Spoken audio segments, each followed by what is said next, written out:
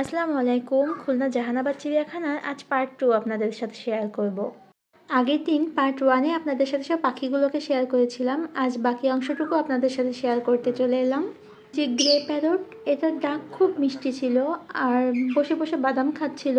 আমি এইভাবে বাদাম খেতে পাখিদেরকে আগে আসলেই দেখিনি। নাকি উগান্ডা কেনিয়া থেকে এসেছে।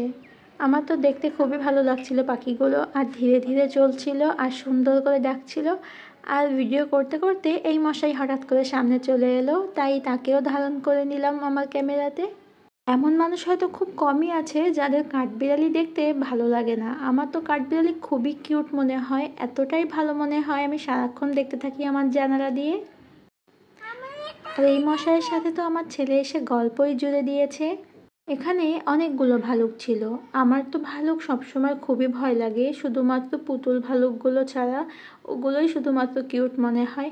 আর এই যে মশাই সোজা হয়ে আমাদের মতন হাঁটছিল আমাদের দেখে। তারপর দেখলাম আর একজনকে হাত পা ছড়িয়ে কিভাবে ঘুমাচ্ছে। এই যে দেখুন মশাইকে, একদম মানুষের মতনই সব কিছু ওদের মনে হয়। ওদের নখগুলোকে দেখেছেন তো, উফ। আর এই যে এটা কিন্তু উট পাখি না, এটা ইমু পাখি। আমার ছেলে বলছিল ইমু ইমু। আমার ছেলে এই পাখিটাকে মুরগি মনে করে, অনেকটা উট পাখিরই মতো। ওরা গরমে বেশিরভাগ সময়ই পানি কাদার মধ্যে গড়াগড়ি করে, যেটা আমার একদমই পছন্দ হয়নি।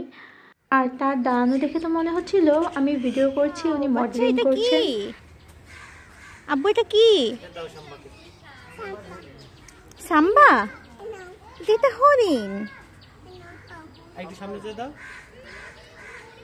আসলে বাচ্চাদেরকে কিছু সময় একটু বাইরে ঘুরতে নিয়ে আসলে কতটাই না খুশি হয়। এইটুকু থেকে আর বেশি কি চাওয়ার বলুন। আর এই মশাইকে খুব বেশি একটা দেখতে পাওয়া গেল না, আমাদেরকে দেখে হয়তো তার পছন্দ হয়নি, যার কারণে সে পানির নিচে চলে গেল। আর যে কোনো হরিণের মধ্যে চিত্রা হরিণ সব থেকে বেশি পছন্দ আমার। আর এই যে একটা বাঘ, আমার দেখে মনে হচ্ছিল পোলট্রি ফার্ম থেকে হয়তো বাঘটাকে নিয়ে এসেছে।